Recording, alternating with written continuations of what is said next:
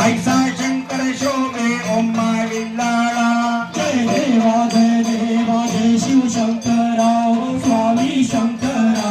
आरती ओ वाळू भावारती ओ वाळू तुझं कर्पूर गौरा जय भावानी सेविती हो रात्रीच्या समये करते जागरण हरिकथा हो आनंद प्रेम ते आले सद्भावे ते क्रीडा हो बोला बोलो